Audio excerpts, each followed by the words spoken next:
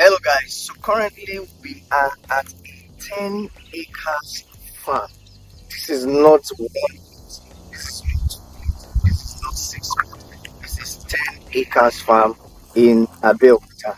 We are going to be sharing with you several things that relates to farm. We also have another 50 to 100 acres farm at Ogun State. Now, if I look at from this axis to that axis, let's see cultivated over 3 to 4 acres planting maize, cassava, and then there's also another portion for pepper. There's also another portion for what? For watermelon. And agriculture business in Africa now is really booming. In our 50 to 100 acres projects in Ogun State, we also have other projects that relates to palm tree and a number of stores. So there is a lot of ways you can make money from these projects. Now let me give you an instance. Take for instance maize as an instance. Maize can be, there are various ways you can sell it. Now for maize, the harvest period is 3 months. For cassava, there's some cassava that can last for let's say 6 months. It's ready for harvest. Other cassava is also 9 months ready for harvest. And do you know the beautiful thing about investing in agriculture in Africa? Africa, especially Nigeria, has the largest population, and Africa or Nigeria is a consuming economy. Majority of Nigerians are just consuming, and all you just need to do is to have the products. You will make yourselves. There is an already made market. In the last census, we are over 200 million, and the last time we did the last census was several years ago. I'm trying to look within the farm because they have cultivated maize and some things are springing up.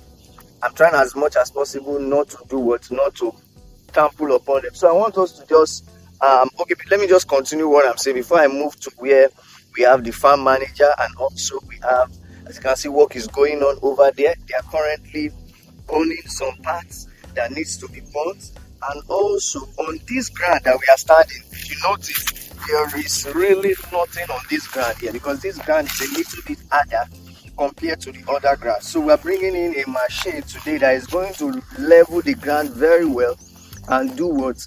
And make it softer for us to make hips and ridges. Normally when you are doing farming, we should have brought in machine for the whole 10 acres. But there's a way, if the machine comes in, it's going to do what? It's going to affect the fertility of the ground.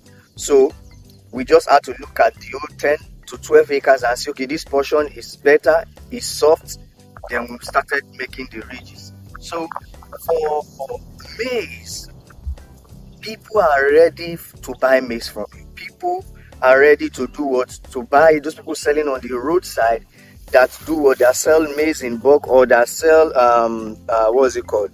Smoked maize, if I can use that language, or cooked maize on the roadside. Now, another way you can make money from, there are several business lines in agriculture, but pertaining to this maize, you can grind them, you can make them into maize flour. Maize with cassava also can get you some pandos. There are a number of things. Now, for cassava, if you are looking at investing in cassava, there are several ways you can make money from cassava. You can either make money from selling the cassava stem after harvest. There is a cassava stem that you sell. A single stick has a cost, and then if your cassava stem is much, you make a lot of money.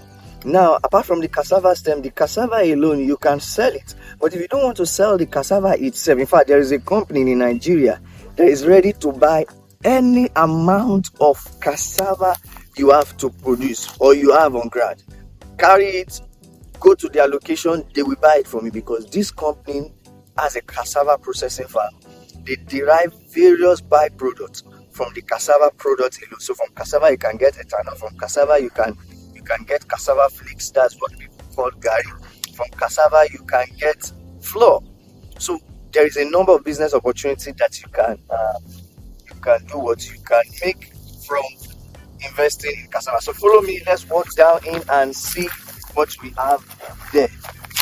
So we have the portfolio manager, and then we have the farm manager here, and then they're trying to show me the exact spot Now, if you closely on the land, just show them that corner piece.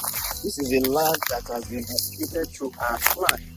This land has been allocated to our client, and we prepare an investment opportunity for them, whereby you don't only buy land and wait. You earn cash flow while waiting. So when they buy land, they lease it to a food company, and the food company plants what? They plant on it, and then they give them lease rental income. You can also come in and manage your farm yourself.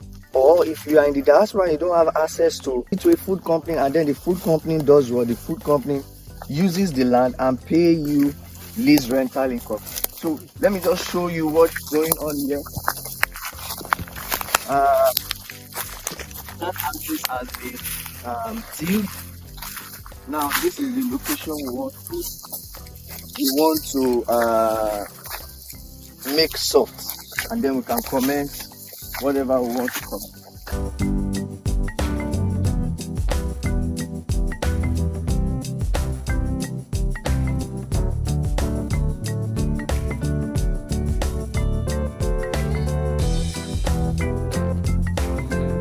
These are undergoing here. Okay, they've started making ridges here, just like towards the edge there. Okay. So from here to that side to this place is soft. Yes, soft. But these ridges are small ridges. Am I the one saying? No, this is all package. Okay, The land. Okay, this is tearing. So they now come and hit the other side. You know? They tear the ground and they now come and hit the other side and make the ridge perfect. If you go there, you see the complete ridge. But because this is a virgin land, the soil is still intact. So all these roots are, Are fresh. They are fresh. They are connecting the sand together, binding the sand together. Oh, okay. So by the time we spray them with chemical, the chemical makes it kills the roots. The roots. Okay. When after decay, the sand becomes loose. Okay. So by the time we are doing hips next year, you see the hips will be as high as this. Oh, okay. That is why I suggest that we don't do yam hips now. We don't do yam now because the soil texture is too hard for yam. But by next year, it should be soft. Yeah, because the roots would have been decayed, they die off and then decay, and then the soil will become loose. Then we can now do proper ridges and hips.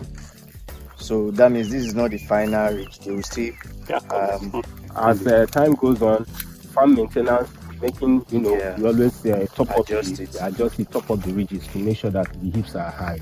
Okay, so as you can hear from the farm manager, so this is something that it is worth investing in from this year onward. There's so many business opportunity from the farm business. So I just want you to come along and then let's see more of the farmland so that where is the portion you said you want to farm the pepper side? The other side, down there we have about 4 plots there which is suitable for pepper because they're not very rich. And then there's another portion, towards the bamboo section at the beginning of the main island to mainland. Okay. So we have that first acre there. Okay. There's a section that is for pepper. But if you go to the farm opposite us, that Oriman, he made a lot of money on pepper in the last couple of weeks. Yes, this is Cotonou pepper, which is at Arodo. Okay. Yes, it's very good for pepper. And it's not easily perishable compared to tomato. Tomato is tomato. I wouldn't advise us. Yes, tomato doesn't last. The harvest is just one. The life span of the tomato harvest is 1 month. 1 month. But pepper, yes, pepper you can harvest for 3 months, continuous.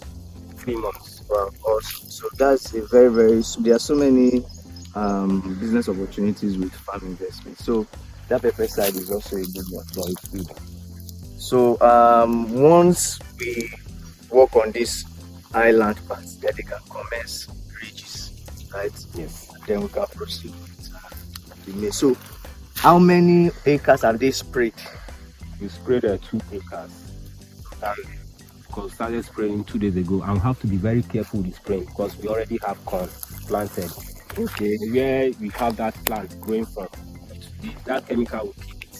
It does not make contact with that plant. Okay, so you strategically spray. Yes, strategic spray. So don't spray anyhow. Like if I was to spray that section now, I can just spray anyhow, Because you have not cultivated. Yes, I've not cultivated on it.